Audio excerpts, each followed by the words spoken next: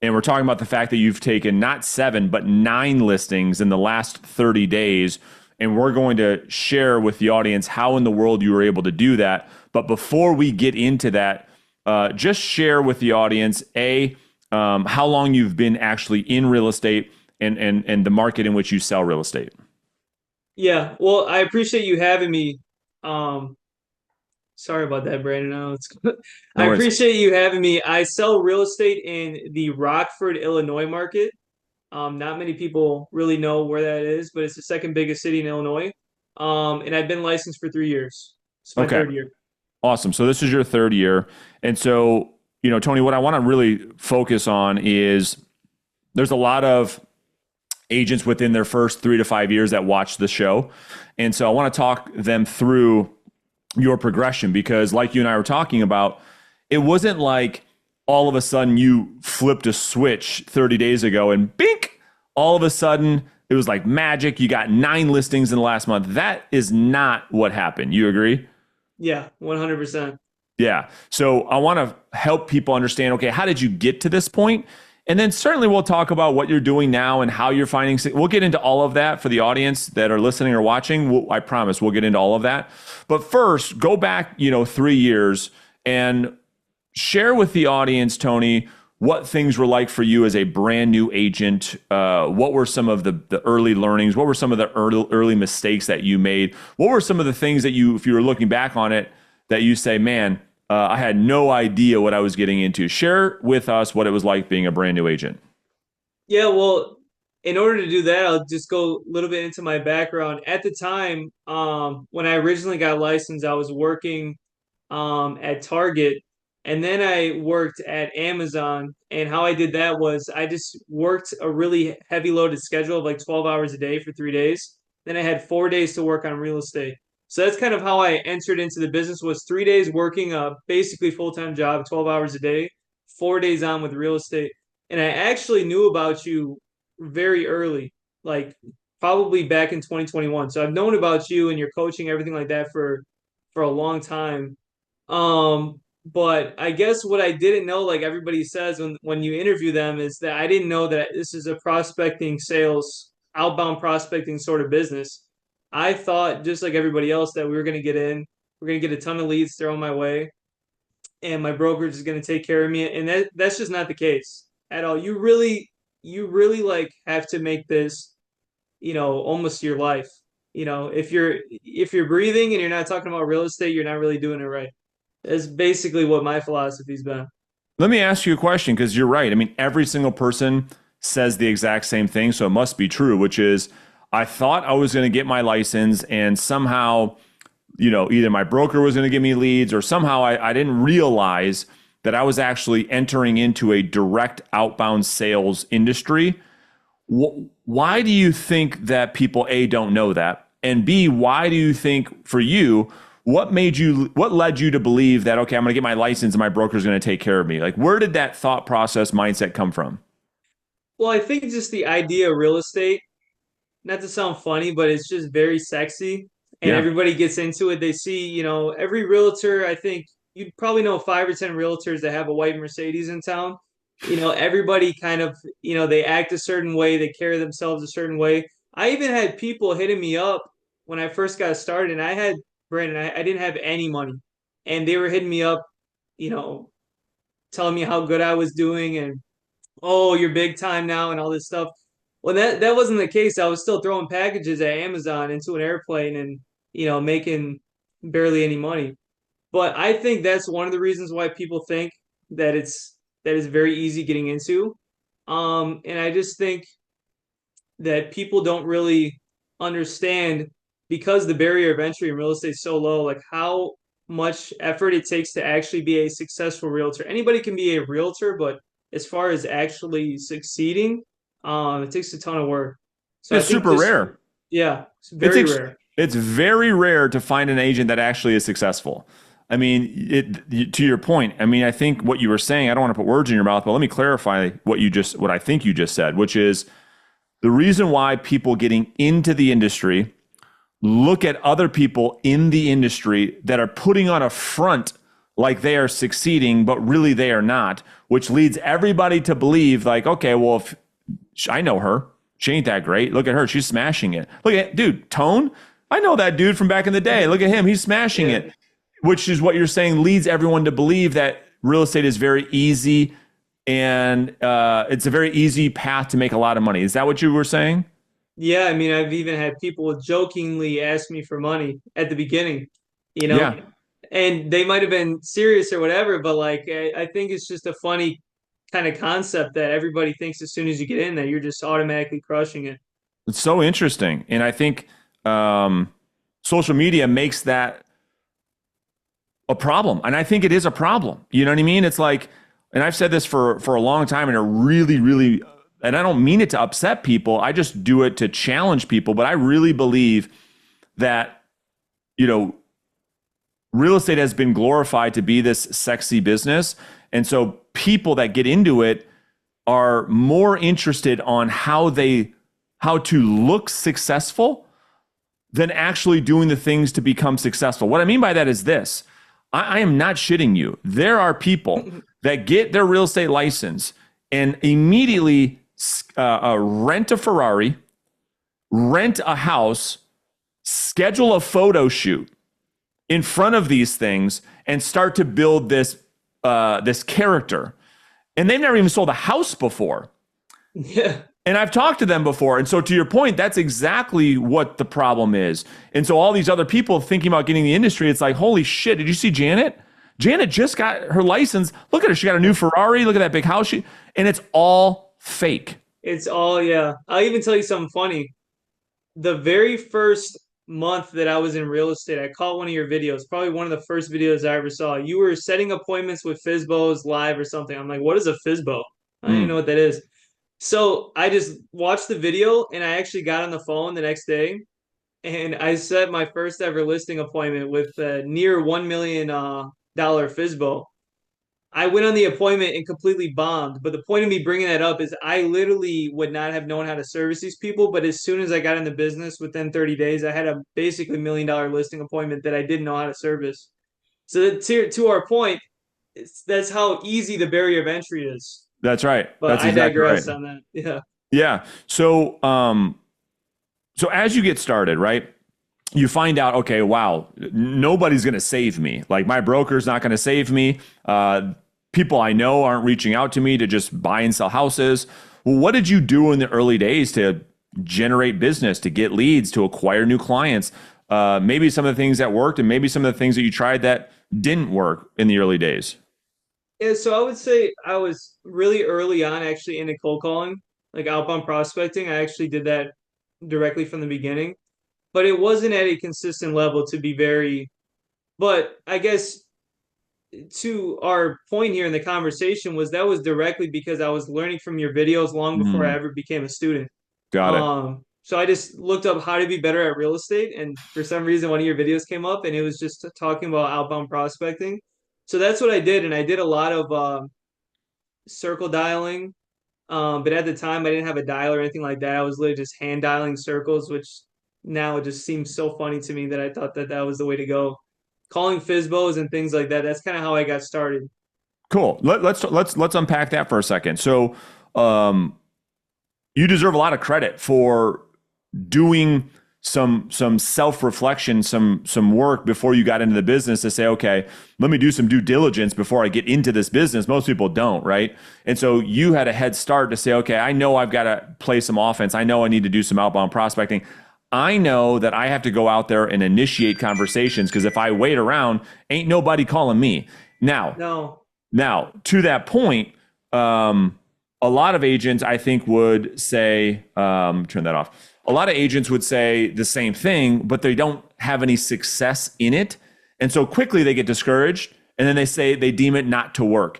And that's because of a lack of methodology that they don't know what they don't know, a lack of skill set, or just simply bad advice. In the early days, when you first started prospecting for sell by owners, expired listings, circle prospecting, et cetera, did you find success right away, or was it difficult for you to handle these conversations on the phone? No, it was incredibly difficult. And honestly, the reason, to your point of how you said, like, good for me for looking up, like, how to my due diligence, things like that. The reason why I started outbound prospecting to begin with was because a very close family friend of mine listed with somebody else, Mm, didn't even consider me. So I was like, okay, well, if it's not guaranteed with strangers, then I need to get on the phone and just start meeting random people because I went into it thinking it's a relationship based business. But um, for sake of conversation about like my success early on, I didn't have really proper way of doing it. You know, do you want to sell? Yes, no, okay, move on. And it was yeah. just very low level sales skills. And I continued that for a long time, just the same thing. And then obviously over time, just by sheer numbers, I was able to build some sort of momentum. But other than that, that's kind of how I got started into it. Yeah. And then at some point, I'm interested to find out, well, how is it that you came up with this idea to say, okay, I need to invest in myself and actually hire a coach, and thus you and I started working together. Like, I'm really curious because a lot of newer agents look at the way the things they do with their money. It's very interesting to me because people are quick to invest in X, Y, and Z, but rarely do we find people, and we know this purely based on the numbers. It is super rare for somebody to get into real estate and actually invest money in their own skill set to hire a coach. You did it. How did you come to that realization, and what got you to take that type of action? Well, that's a good question. At the beginning of last year, it seems so long ago now, but I was still working that job. I didn't have much money, so I took a 45-day leave of absence from that job and came back and I said, well, basically, I'm going to work as hard as I possibly can and come back, and I'm most likely going to quit and go full time into real estate. So I did that. And then later on in the year, you know, things started building, and I'm like, okay, well, I'm obviously surviving full time. I'm like, why don't I take another risk? I've never been the type of person to take risks, very conservative. So I thought it was a risk, obviously not getting in or not knowing what the program was all about. But I said I need to invest in myself and stop carrying myself like I'm some exceptional person or you know, thinking very highly of myself without actually putting in the work and putting in time and money into investing in myself. You know, it's very easy to think you're an exceptional person um, without actually performing as somebody who is such, you know? Yeah, yeah. It's you had to surrender. You had to actually give, Exactly, exactly. you had to give up your ego and surrender to the fact to say I need help. And that's to my point of saying I'm exceptional, but kind of staying even keel with my business is not something that someone who's exceptional would do. Then that, oh, what a great point. You just gave me goosebumps because that's the ego, that's Yeah. the ego talking, right? The ego says I am great, your results don't show it. And so somehow those things for you, they cross paths. That's some high level self-awareness where you said, okay, well, I don't know what I don't know. I'm not reaching the levels that I want to reach. Yeah. But yet, Tone, you know what I mean? The thing is most agents say, I can't, I can't make sense of investing in that. I'm just going to figure this thing out on my own. What got you to get to that decision to part ways with, let's be honest, a lot of money? You took a lot of faith in working together. You had to part ways with a lot of money. It was not an easy decision for you and I to start working together. Would you agree with that? Yeah, no, it was probably the one of the hardest things I had to do, but I can't stress this enough to everybody watching this. I originally was about to join when I first joined real estate. Mm, And I guess I'm kind of future pacing here, but one of the things I guess if I could have changed something was to do it 2 years prior. I'd be in a whole different situation now. But to your point, what made me do that is like I was just saying, instead of me saying and carry myself like I wanted to be somebody that I'm not yet, I figure why not just, you know, what's going to be the amount of money that I'm going to pay for this if it ends up working out? Like what is that mm, small dollar amount going to be if I end up, you know, worst comes to worst, I'm going to learn that coaching's not for me and that I spent some money and it just didn't work out. You know, I can make sure. that money back. That Yeah. was my philosophy behind it. Yeah. So let's fast forward and talk about some what things look like today and what the results look like today and what's working today and how you've been able to go through all of this, and now, again, fast forward rather, last 30 days, you take 9 listings. So let's talk about that. First off, what lead pillars are you working where you are finding the most success right now? I would say expireds and absentee owners kind of have a tie for number one. Got it. Okay. And your business right now is mostly coming through outbound prospecting. Is that right? Almost all of it, yeah. Okay. And so let's share with the audience what does that look like and what does that actually mean? So with your approach to prospecting, there's many ways to go out there and generate a conversation with someone you know and someone you don't know. I think the methodology that you focus on the most is via the phone. Is that true? Yeah, 100%. Okay. So how much time, tell us about how much time you're putting into or how much effort you're putting into your prospecting in terms of hours spent, conversations had, maybe on the average day or week. Probably 3 hours a day. Okay. So 3 hours a day we're spending in this activity. So 15, 16 hours per week. How many people are you typically talking to each day? To be safe, I'd say about 30 to 35. Okay. But a lot of days it ends up being in the 40s with follow-ups in there and things like that. But guaranteed 30 at least. Okay. So you're doing the daily 30, which is what I've said for years and years and years, that you got to be at 150 contacts a week to really make this thing work. And so you're doing that or a little bit more. Can you share with the audience, where are you getting your data? Where are you getting your leads from? What platform are you using to prospect? My Plus Leads. My That's great. Plus Leads, feed it into Mojo, and then use a dialer. Use a dialer to actually call the people. But My Plus Leads is where I'm getting the data from, and then it feeds into Mojo dialers just to use the dialer. Got it. Okay. Make phone calls, yeah. All right. Now we're going to get into the details in a second. The thing that if I'm listening to this interview or if I'm watching this on YouTube and I'm a newer agent, I'm saying to myself, okay, well, what did you do specifically in the last 30 days to get 9 listings? Can you share with the audience that the 9 listings didn't come from what you changed in the last 30 days, but it was more so maybe an accumulation of what you've been doing for months and months and months and months. Can you share that concept in your own words? Yeah. Can I get into something kind of mindset? Please, anything you want. Um, for all of my life, I kind of felt walking around that I was, middle of the pack, kind of, just average at best with almost everything I did, right?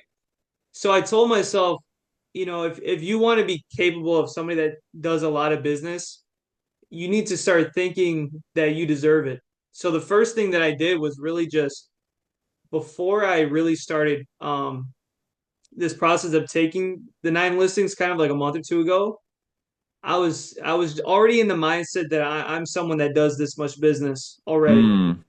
Instead of thinking how I used to think, thinking lower of myself, things like that, that doesn't work for anybody. Um, but I guess to get into more details, um, you're saying about how I Well, it wasn't the whole point is that there's an accumulation effect that's happening. Before I get into this, what you just said is you said mindset. I call it belief. You had to believe that you are capable of performing at this level before anything mattered. We talk a lot about the success triangle in our world. At the top of the triangle is belief. Do you believe that you can succeed? Because belief drives the next part of the triangle, which is action.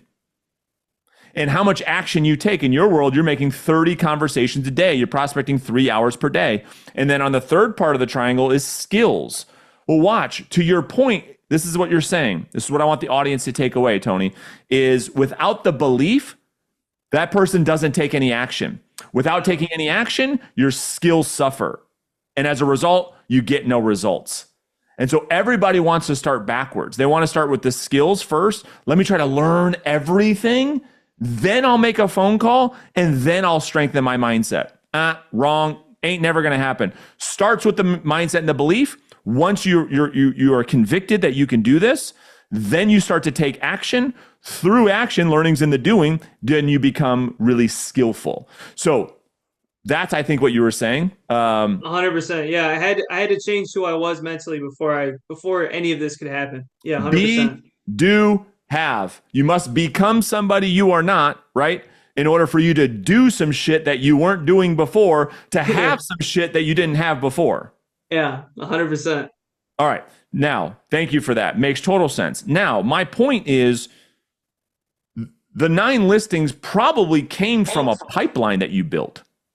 Yeah, 100%. It came from, I think it was either June or July when I really, had that mindset shift.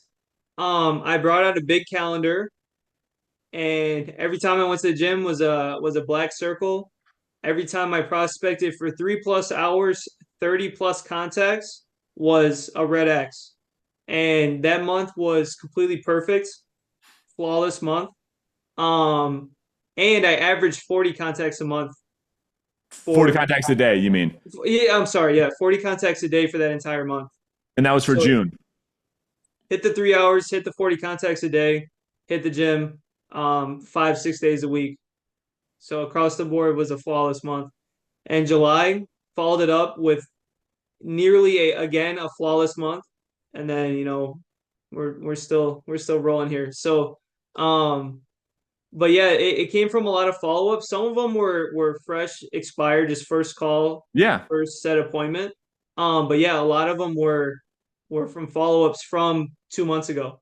Well, and I think that the other thing too is, yes, certainly it's these listings. Some have come from first call, some have come from follow up, some have come from the pipeline. I guess my point is when I talk about the accumulation effect, certainly those things are the obvious ones. But what the not so obvious is, this is, the picture of the iceberg, like the success iceberg that everyone's seen. Like on top, you see the money, the watches, the cars, the yada, yada, yada. And then below the water, below the iceberg is the sacrifice, the discipline, the heart. When I'm talking about accumulation effect, yes, I'm talking about pipeline, but more so, I'm talking about the hours you've put into role play, the hours you've put into prospecting month after month after month with no results, the hours you've been working on your scripts, your dialogues, mastering this skill set for months and months and months that has led to an August, right? To a July and August where you've been able to take 9 listings. It wasn't like you started prospecting 30 days ago, right? And then No. 30 days later, you got 9 listings. I guess that's the point, and that's the question I want to hear you kind of talk through. Yeah, I mean, there's a quote by one of my favorite authors, Paulo Coelho. You know that book, The Alchemist? Oh, yeah. Is when you want something, all of the universe conspires in helping you achieve it. I obviously did not want it bad enough until I started working in that way. So to your point, all that accumulation, all those hours, and then it was that second shift that I hit of like really submitting to the process, really wanting what I keep saying and keep telling people I want, and just really being about who I am in my words, and that's why it happened. I mean, 100%. Yeah, because what I hear as a coach all the time from people inside, people that I'm coaching and people that want to be coached is, well, Brandon, I'm doing everything you're telling me to do and I'm not getting results. And I say, okay, well, let's talk about let's break that down. And I look at their tracker and they prospect an hour here and an hour there. And come to find out, you haven't prospected in the last 70 days. You haven't tracked one thing.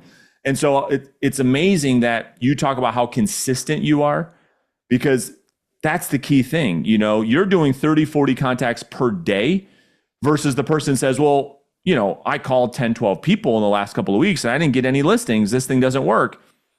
People vastly underestimate the amount of action or activity it takes to get the actual result. So once you have the belief, then we've got to put on that second piece that we talked about, which is the action. Let's talk about skills for a second.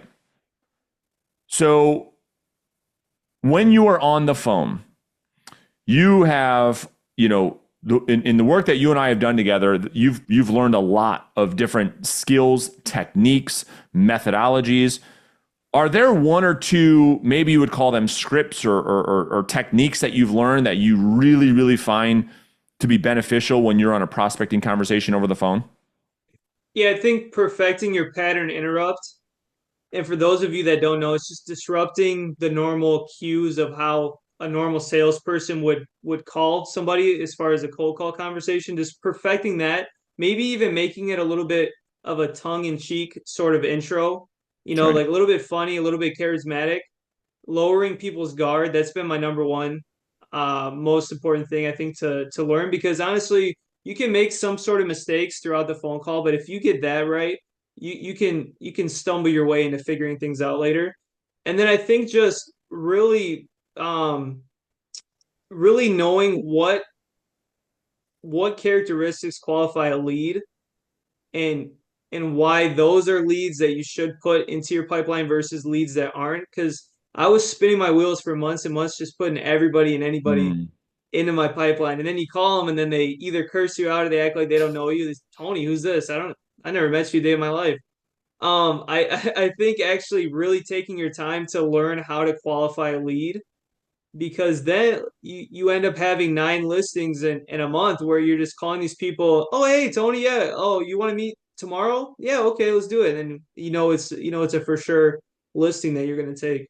So that's love it. that's the two most important things: is learn how to actually qualify your leads and actually call them. That's another thing I didn't do right. I was kind of, you know, maybe not following up as aggressively as I should have, but those are probably my two takeaways for sure. Yeah, because to your first point, pattern interrupt, 85 to 90% of cold outbound phone calls don't go past 10 seconds. Because the salesperson, in this case, we're talking about real estate agents, they don't have a strong pattern interrupt to even ask the first question, let alone the script. Who cares what the script is? If you can't get past the first 10 seconds of a conversation, it does not matter. And so that's why we spend so much time perfecting that pattern interrupt. Could you share with us the one that maybe you use and what you say to open up a call? Yeah. You want to role play it, Yeah, it's a ring, ring, ring. Hello. Brandon? Yeah, this is him. Hey, Brandon, this is Tony, and I'm a realtor. You're probably gonna hate me, but before you hang up, I was hoping to ask you a quick question. Would that be all right? Beautiful. Love it. And what percentage of the time roughly does that allow you to get into at least the first question in the script, would you say? Probably like 85, 90%. That's the point. So what we've done, just because, so 85 to 90% of agents that come to me for help can't get past the first 10 seconds. By changing the one thing, which is why I asked you the question, you're getting past that 85 to 90%. Super strong, number one. Number two, you talked about qualifying and disqualifying and what is a lead and what is not a lead, and forcing leads into your database that aren't real leads, et cetera, et cetera. The reason why people don't call their leads and lead follow-up is because they know they're not real leads. So they say, well, what am I going to say to this person? And so they Yeah. don't do anything. But now, when you've learned to disqualify and you've learned to generate high quality leads, you can't wait to have that next conversation that Oh turns into yeah, an appointment. Is that right? 100%. You can't. You're almost like chummy with them now. They're like buddies of yours. You call them up and they'll say your name by name, and they'll be ready to meet.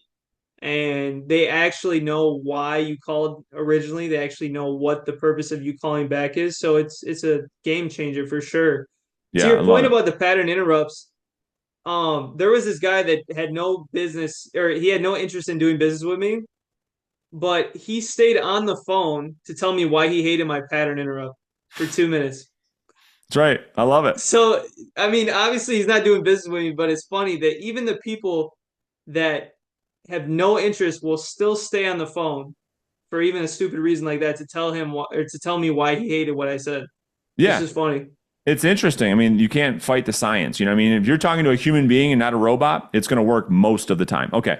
So let's talk about the importance of lead follow up and what you're doing to stay organized, because that's another huge area that agents really, really struggle with.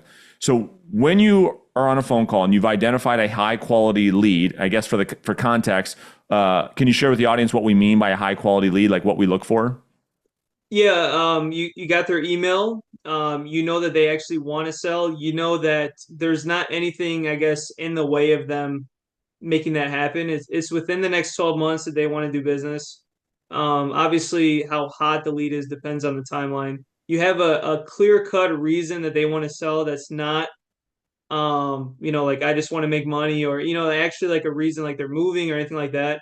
Then you have their timeline, and I actually added another D into the little which is dig. You dug a little Mm, bit. yeah. You got a little bit more into what's going on. I love it. I love it. So once you find that out, okay, now that people are in your database, what does your lead follow up kind of process or system look like? Hot leads, talking to them every other day or every day if there's something actually to talk about to update them on.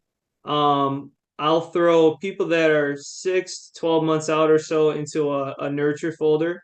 So that's just every single month there's going to be more people that I generated into the folder, That's and right. they're getting a call about, a couple times a month actually. And then warm leads, I'm calling them once a week. Love it. Super simple. I mean, most of your lead follow up is done via the phone, right? All the other stuff are ancillaries, but it doesn't come close to having that voice to voice contact through follow up, correct? Yeah. Most people want to automate, Tony. They're like, all right, let me just automate. Dude, you're not going to automate a relationship that turns into a listing appointment. You have to have the voice to voice and the face to face appointments. You can't get around it. Would you agree? Yeah. Yeah. 100%. Yeah. All right. Let's shift and talk about the listing appointment. Now, this is a huge topic. We don't have time to unpack the whole thing. This is the most important part about what a listing agent does, because I think you'd probably agree it's irrelevant on what an agent does to find themselves at a listing appointment. But once they're there, I mean, it's really important what happens next that will determine whether that agent wins the business or not. Now, we spent a lot of time on what happens at this appointment. Like the phone call, are there one, two, three techniques that you have learned through working together that you find, okay, when I go through this technique or this process, I believe this is where it's really helping me to win the business? Yeah, and that's honestly the thing I'm best at is actually listening presentation versus being on the phone. I Sure. think obviously the one of the best things that I could say is the upfront agreement, really telling the person that you're meeting with. I guess one thing they kind of get a sense based off the words and your behavior that this is a two-way street. I'm trying to figure out if I want to do business with you. It's not really the other way around. Asking them if it's okay that at the end of this conversation or the end of this listing presentation that we either go one of three ways. I'm either not doing business with you. You tell me straight up you're not doing business with me, rather than tell me you'll think about it over a course of a week and I see your listing up on Zillow. Or the last one, we just feel comfortable with each other and we decide that today's the day that we're going to work together and we talk about next steps. So really setting that up front, those are the three results from the meeting. Asking them if, considering a lot of agents will go in there and blow smoke into the appointment, just asking them, is it okay if I just be completely honest with you, even if I'm going to say something that's going to maybe hurt your feelings or anything like that? And then just really getting to the truth has been a game changer for me in an Yep. appointment. People will trust you 100% more if you say the things that other agents say while you're already under a contract, already upfront. Love it. And that's why when I say we close up front, that's what I mean. And most real estate agents is like, how do you close a listing up front? It's because when you do everything you just said, and again, it would take you and I 90 minutes to train the audience on what you're talking Yeah, about. yeah, But once you do that, the decision in the mind of the seller is already made up. This is our guy. This is our girl. When you can start off a conversation, Tony, the way in which you're talking about, it almost is irrelevant what happens next because they've already decided you're yeah. so different than everybody else that I've already made the decision to hire you. It's just a matter of time before I sign the documents. Is that kind of what you find? Yeah, and it's kind of funny because now my appointments almost are like spend the most time up front, That's right. and then the rest of it is just, I've always very said smooth. when you spend more time opening the sale, closing the sale is like so easy. Where Yeah. traditional sales training is the exact opposite. It's all about the close and what close are you going to use? Are you going to use this close? Are you going to use that close? No, no, no, no. If you have a problem closing sales, it's because you don't know how to open the sale. And so we've reversed that. We spend all of our time opening the sale, so the close is easy. Yeah, and what people will find is too, when you do the appointment the proper way. If there's two people at Oh, that appointment, what you already know where I'm going with this. One of them is going to close the other person for you. You don't even have to. I mean, there was an appointment like a week ago where the individual was there with his sister, who was the actual client. The sister was the actual client. He was you got to sign. You got to get this thing going. Yeah, this kid's the right one. You got to. So it's just funny that if you present yourself as a professional, there's other people in the room that will be so moved by what you said that they'll close the presentation for you. absolutely. Absolutely. And I thought you were going to say one more thing too. Is like any agents get nervous when a seller says, well, I'm interviewing multiple different agents. I love that because when I train an agent on the listing appointment, it's like the best thing that can happen because I feel bad about the agent who's going to interview after you. It's like, well, good luck because everything you bring up, that agent's going to do and behave the exact same way that you brought up to the seller, like most people behave. And the seller, the whole time, they're just looking at each other like, wow, this is exactly what Tony said was going to happen. And Yeah. it plays right into all the red flags and all the seeds that we plant with the seller on how all of our competitors behave. And so it makes you actually stand out as the obvious choice. And so anyway, that's another side thing that we could talk about later. Yeah. Okay. So on that listing appointment, last thing is the market. I don't know how this is happening in Illinois, but the market is starting to shift. Inventory is starting to grow. We're starting to get more into what we would call a neutral market. And so we have to get more skillful on handling that conversation around price, or a lot of agents find themselves taking listings that aren't selling. And so how are you handling these conversations around price where sellers are coming out of this mindset that have been thinking about selling for the last couple of years, and all they've heard in the headlines, Tony, is multiple offers, home prices, record highs, et cetera, et cetera, et cetera. How are you able to set proper expectations and get listings at the right price? Well, there's a lot of pieces in the presentation Yeah. that guide me that way that would probably take us, like Yeah. you said, a couple hours to get into.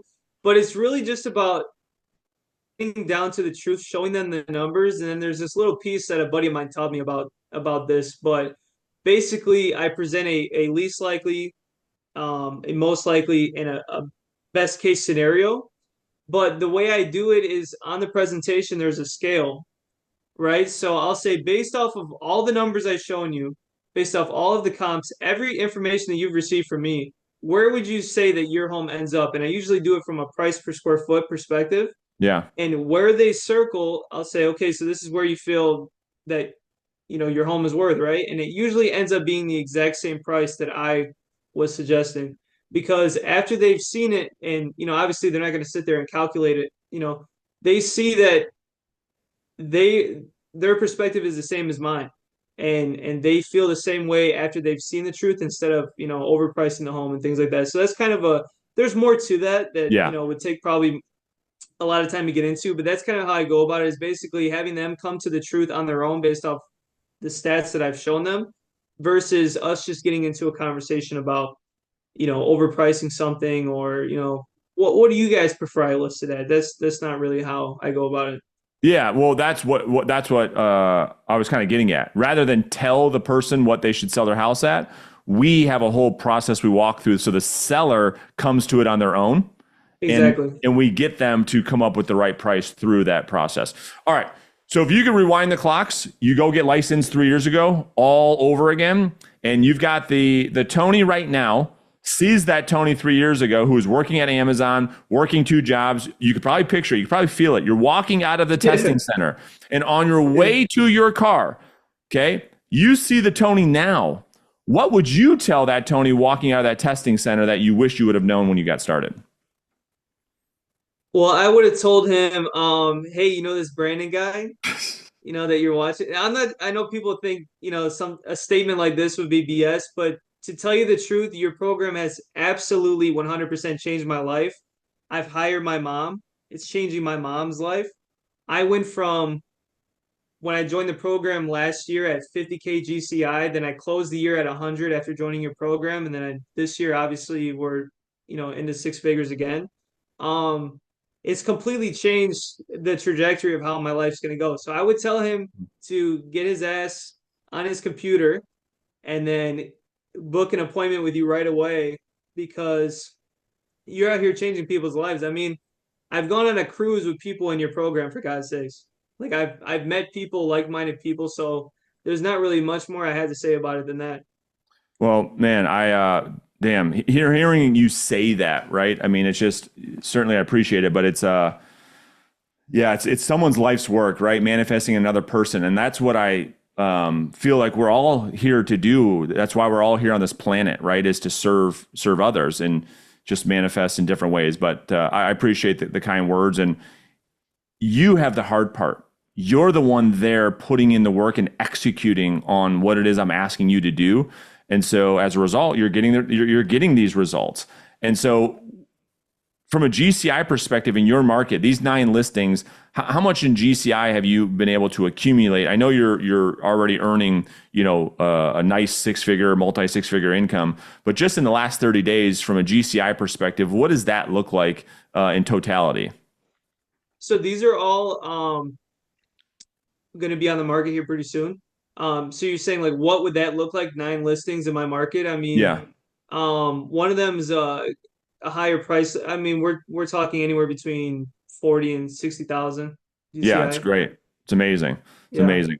Well, dude, we really appreciate it. If people have questions for you or if you've said something that other agents found inspiring, can they connect with you online somewhere, Facebook or Instagram?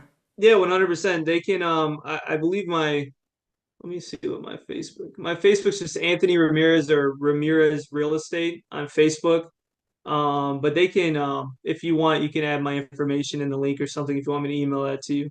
Yeah, that'd be great. I'll just put your Facebook profile link in the description underneath this video. So if you guys want to connect with Tony, he's a good resource. And dude, I appreciate you very much for doing this, truly. Yeah, well, thanks for having me on, man. I actually was gonna tell you this that it was one of my goals back in 2021. I'm like, you know what, I want to be on this show at some point someday. So it's good that I finally got to be on and talk to you. So definitely awesome, man. Thank you. Yeah, absolutely. We'll talk to you soon, all right? All right, sounds good, man.